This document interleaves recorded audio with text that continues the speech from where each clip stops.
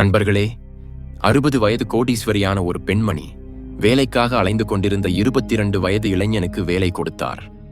அவ்வளவு மட்டுமல்ல, அவனை தன் வீட்டில் தங்க வைத்து 3 வேளை உணவு, உடைகள் கொடுத்து தன் மகனைப் போல பராமரித்தார். ஆனால் அந்த இளைஞன் வேலையில் சேர்ந்த முதல் இரவிலேயே படுக்கை அறைக்குச் சென்று என்ன செய்தான் என்று தெரிந்தால் உங்கள் உடல் நடுங்கும். அதன் பிறகு நடந்த நிகழ்வு உங்கள் கண்களை பிரமிக்க வைக்கும். இந்த கதை உங்களை ஆச்சரியப்படுத்தி பரபரப்பாக செல்லும். எங்கும் தவறவிடாமல் பாருங்கள், ஏனெனில் புரியாத அறிவு ஆபத்தானது. மணிப்பூர் நகரில் வசிக்கும் 60 வயதான மாதவி என்ற பெண்மணி MV குழும நிறுவனங்களின் தலைவி. ரியல் எஸ்டேட், IT நிறுவனங்களால் அவரது பெயர் மிகவும் பிரபலம். ஆயிரக்கணக்கானோருக்கு வேலைவாய்ப்பு வழங்கி அவர்களின் வாழ்க்கையை மாற்றிய மாதவி கடின உழைப்பால் தனது வணிக பேரரசை உருவாக்கினார். அவரது வாழ்க்கை மிகவும் ஒழுக்கமான முறையில் இருந்தது. காலையில் யோகா செய்து செய்தித்தாள் படித்து நாளின் பணிகளை தொடங்குவார்.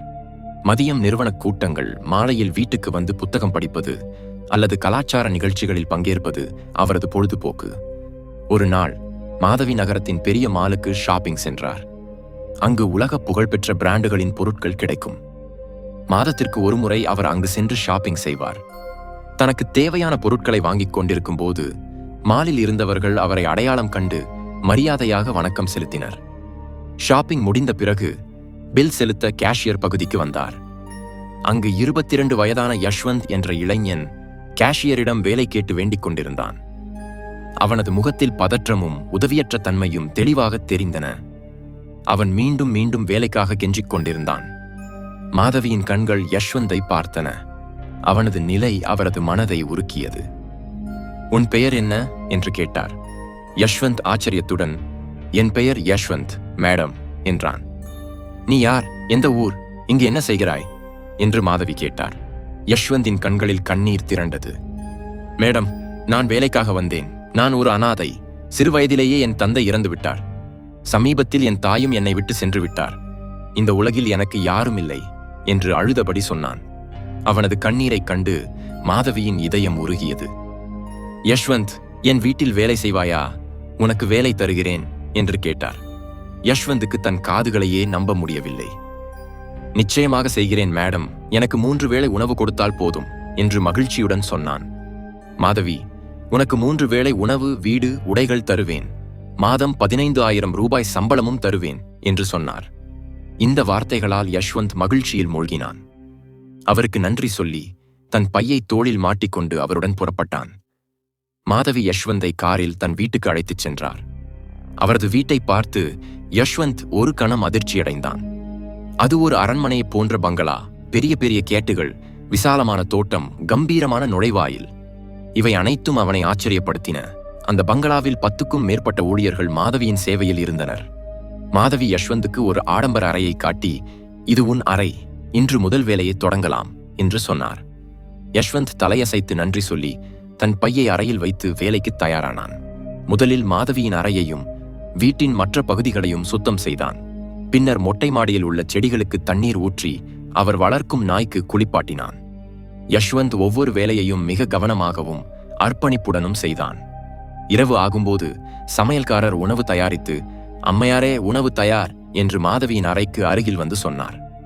மாதவி உணவு மேசையில் அமர்ந்து யஷ்வந்தை அழைத்து, நீயும் என்னுடன் உட்கார்ந்து சாப்பிடு என்று சொன்னார். யஷ்வந்த், ஐயோ மேடம், உங்களுடன் சமமாக உட்கார்ந்து சாப்பிடுவதா என்று தயங்கினாலும் அவரது வற்புறுத்தலால் உட்கார்ந்து சாப்பிடத் தொடங்கினான். சாப்பிடும்போது மாதவி, யஷ்வந்த், உன் பின்னணி என்ன? எந்த ஊர்? இவ்வளவு வேலை தேவை ஏன் என்று கேட்டார். யஷ்வந்த் மனதிலிருந்து ஒரு பெருமூச்சு வந்தது. மேடம், நான் மும்பையில் உள்ள தாதர் காலனியைச் சேர்ந்தவன். என் தந்தை ஒரு நிறுவனத்தில் வேலை பார்த்தார். நிறுவனத்தில் மின்சார குறுக்கு வெப்பத்தால் இறந்து விட்டார். என் தாய் கஷ்டப்பட்டு என்னை வளர்த்தார். என்னை பட்டப்படிப்பு வரை படிக்க வைத்தார். ஆனால் கடந்த மாதம் அவரும் என்னை தனியாக விட்டுவிட்டு சென்று விட்டார் என்று கவலையுடன் சொன்னான். மாதவி அவனை ஆறுதல் படுத்தி, யஷ்வந்த், கவலைப்படாதே. இனி நீ என் மகனைப் போல உனக்கு அனாதை உணர்வு வராமல் பார்த்துக் கொள்கிறேன். தைரியமாக இரு. உனக்கு எல்லா வசதிகளையும் தருவேன். கடினமாக உழைத்து நல்ல எதிர்காலத்தை உருவாக்கு என்று சொன்னார். அவரது வார்த்தைகள் யஷ்வந்துக்கு தைரியத்தை அளித்தன. அவன் நன்றியுடன் அவரை பார்த்தான். உணவு முடிந்த பிறகு மாதவி யஷ்வந்த், எனக்கு நள்ளிரவில் சுடுதண்ணீர் குடிக்கும் பழக்கம் உள்ளது. நீ என் அறையிலேயே படுத்துக்கொள், எனக்கு ஏதாவது தேவைப்பட்டால் உதவியாக இருக்கும் என்று சொன்னார். யஷ்வந்த், சரி மேடம் என்று அவரது படுக்கையிலிருந்து சற்று தள்ளி படுத்தான். சிறிது நேரத்தில் மாதவி ஆழ்ந்த உறக்கத்தில் ஆழ்ந்தார். யஷ்வந்தும் உறங்கினான். மாதவிக்கு உறக்கத்தில் யாரோ தன் இடுப்பில் கை வைத்து தடவுவது போல் தோன்றியது. பயத்துடன் கண்களை திறந்து பார்த்தபோது யஷ்வந்த் அவரது இடுப்பில் கை வைத்து படுத்திருந்தான். மாதவி உரத்த குரலில் கத்தி அவனை தள்ளிவிட்டார். யஷ்வந்த் உறக்கத்திலிருந்து எழுந்து, என்னாச்சு மேடம் என்று கேட்டான். மாதவி கோபத்துடன், நீ ஏன் என் பக்கத்தில் படுத்திருக்கிறா? ஏன் என்னிடம் வந்தாய்? உன் நோக்கம் என்ன என்று கத்தியபடி வெளியே வந்தார். அந்த கூச்சலை கேட்டு வீட்டு ஊழியர்கள் அவரது அறைக்கு அருகில் வந்தனர். யஷ்வந்த் பயத்துடன், மேடம், தயவு செய்து மன்னித்து விடுங்கள், எனக்கு உறக்கத்தில் நடக்கும் நோய் உள்ளது. என்னால் உங்களுக்கு தொந்தரவு ஆனால் மன்னிக்கவும் என்றான். அவன் உறக்கத்தில் நடக்கும் நோயை பற்றி சொன்னவுடன் மாதவி சற்று அமைதியானார். சரி, நீ வேறு அறைக்கு சென்று படு என்று சொன்னார். யஷ்வந்த் அவரது பேச்சின்படி தன் அறைக்கு சென்று படுத்தான். ஆனால் முதல் நாளே மாதவியிடம் பிரச்சனை செய்துவிட்டோமே என்ற பயத்தால் அவனுக்கு உறக்கம் வரவில்லை. மறுநாள் காலையில் யஷ்வந்த் மாதவிக்கு குளியலுக்கு தண்ணீர் தயாரித்து காஃபி கொண்டு வந்து கொடுத்தான். மாதவி அவன் முகத்தை பார்க்க முடியாமல் வெட்கத்துடன் காப்பி குடித்து குளிக்கச் சென்றார். அந்த நாள் முதல் மதிய உணவு, இரவு உணவு மற்றும் பிற தேவைகளை மிக கவனமாக பார்த்து கொண்டான். அவனது நேர்மையையும் அர்ப்பணிப்பையும் கவனித்த மாதவி, உன் உறக்கத்தில் நடக்கும் நோயை குறைக்க அடுத்த வாரம் ஒரு பிரபல மருத்துவரை சந்திப்போம் என்று சொன்னார். யஷ்வந்த், சரி மேடம் என்று மகிழ்ந்தான். 4 நாட்கள் எல்லாம் சாதாரணமாக இருந்தது. அவன் தன் வேலையை நேர்மையாக செய்து கொண்டிருந்தான். ஆனால் 5வது நாள் நள்ளிரவில் மாதவி தண்ணீர் குடிக்க வெளியே வந்தபோது யஷ்வந்த் அவரது அறை கதவு அருகில் படுத்திருந்தான். இவன் உறக்கத்தில் நடந்து வந்து என் கதவு அருகில் படுத்திருக்கிறான் என்று நினைத்த மாதவி அவனை எழுப்பி தானே அவனை அவனது அறைக்கு அழைத்துச் சென்று விட்டார். மறுநாள் காலையில் மாதவி வழக்கம் போல காஃபி குடித்து குளிக்கச் சென்றார். குளித்து முடித்து வெளியே வந்தபோது யஷ்வந்த் குளியலறை அருகில் நின்றிருந்தான். அவர் அதிர்ச்சியடைந்தார்.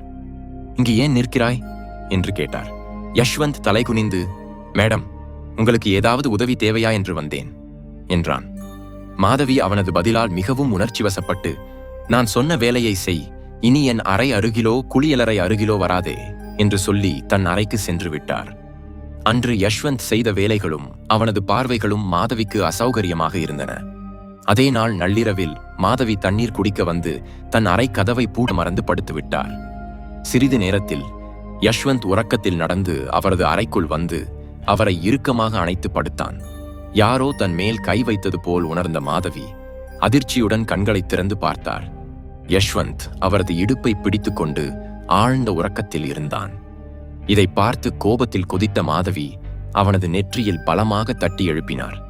யஷ்வந்த் தடுமாறி எழுந்து, என்னாச்சு மேடம் என்று கேட்டான். மாதவி கோபமாக, நீ இங்கு என்ன செய்கிறாய்? எத்தனை முறை சொல்ல வேண்டும் என் அறைக்கு வராதே என்று? நீ வேண்டுமென்றே என்னிடம் வருகிறாயா? எனக்கு மிகவும் அசௌகரியமாக இருக்கிறது, இப்போதே இங்கிருந்து போ என்று கத்தினார். யஷ்வந்த் தன் நோயால் இப்படி செய்தாலும் இது மாதவியின் மனதை புண்படுத்தியது. இவ்வளவு இளவயது பையன் ஏன் என் மீது இப்படி ஆர்வம் காட்டுகிறான்? இப்படியே தொடர்ந்தால் என் மரியாதைக்கு பங்கம் வரும் என்று நினைத்தார். இத்தனை நாட்கள் யஷ்வந்த் மீது காட்டிய இரக்கம் மறைந்து அவர் ஒரு முடிவுக்கு வந்தார். மறுநாள் காலையில் யஷ்வந்த் காஃபி கொடுக்க வந்தபோது மாதவி அவனது கண்களை பார்த்து, யஷ்வந்த், இனி நீ இங்கு வேலை செய்ய வேண்டாம். நீ இரவு முழுவதும் என் அறைக்கு வந்தால் மக்கள் என்னை பற்றி தவறாக பேசுவார்கள். மாதவி என்ற பெயர் கேட்டாலே மக்கள் மரியாதை செய்கிறார்கள். அந்த மரியாதையை உன்னால் இழக்க முடியாது என்று சொல்லி அவனை வேலையிலிருந்து நீக்கினார். வேலையை இழந்த துக்கத்தில் யஷ்வந்தின் கண்களில் கண்ணீர் திரண்டது. தன் பையை கூட எடுக்காமல் மாதவியின் வீட்டை விட்டு சென்று விட்டான். பின்னர் மாதவி வழக்கம் போல காபி குடித்து குளித்து தன் அறையில் உள்ள பெரிய பீரோவை பார்த்தார். அந்த பீரோவின் கதவு சற்று திறந்திருந்தது. அவரது இடுப்பில் கட்டியிருந்த சாவி அங்கேயே தொங்கிக் கொண்டிருந்தது. அவர் பயத்துடன், பணம் திருடப்பட்டிருக்குமோ என்று தேடினார். பணமோ தங்கமோ எதுவும் காணவில்லை. ஆனால் சில ஆண்டுகளின் ரகசிய கோப்புகளும் சில புகைப்படங்களும் திருடப்பட்டிருந்தன. இதை பார்த்து மாதவி அதிர்ச்சியில் உறைந்து போனார். அப்படியானால் யஷ்வந்த் உறக்கத்தில் நடக்கும் நோய் என்று சொல்லி என்னிடம் வந்து என் இடுப்பு சாவியை திருடியிருக்கிறானா என்று புரிந்து கொண்டார். யஷ்வந்த் தன்னை ஏமாற்றியிருக்கிறான் என்று அவருக்கு தெரிந்தது. அவரது மனதில் பல கேள்விகள். யஷ்வந்த் யார்? அவனது நோக்கம் என்ன? அந்த கோப்புகளை வைத்து என்ன செய்யப் போகிறான் என்று கவலைப்பட்டார். என்ன செய்ய வேண்டும் என்று யோசித்து உடனே யஷ்வந்த் சொன்ன மும்பை தாதர் காலனிக்கு சென்றார். அங்கு மக்களிடம் யஷ்வந்தை பற்றி கேட்டபோது, இங்கு யஷ்வந்த் என்று யாருமில்லை என்று சொன்னார்கள். அவர் வீட்டுக்கு வந்து ஆழமாக யோசித்தார். அவனது அறையில் ஏதாவது தடயம் கிடைக்கலாம் என்று நினைத்து யஷ்வந்தின் அறைக்கு சென்றார். அங்கு அவனது பை கிடைத்தது. ஜிப்பை திறந்து பார்த்தபோது சில உடைகள் இருந்தன. உடைகளையெல்லாம் வெளியே எடுத்தபோது அவனது பணப்பை கிடைத்தது. அதை திறந்து பார்த்த மாதவிக்கு மனம் தடுமாறியது. ஏனெனில் அந்த பணப்பையில் யஷ்வந்தின் பெற்றோரின் புகைப்படம் இருந்தது. அந்த புகைப்படத்தை பார்த்தவுடன் மாதவியின் கைகள் நடுங்கின. உடல் வியர்த்தது. கடந்த கால நிகழ்வுகள் அவரது கண்முன் தோன்றின.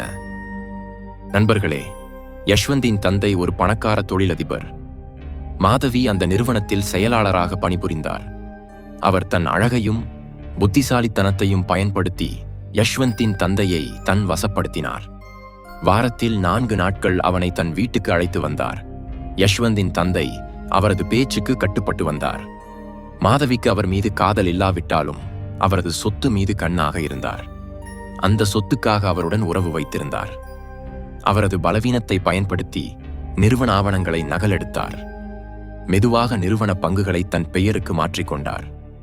சொத்தை கைப்பற்றியவுடன் யஷ்வந்தின் தந்தையை கொடூரமாக கொலை செய்து அந்த குற்றத்தை யஷ்வந்தின் தாய் மீது திணித்தார்.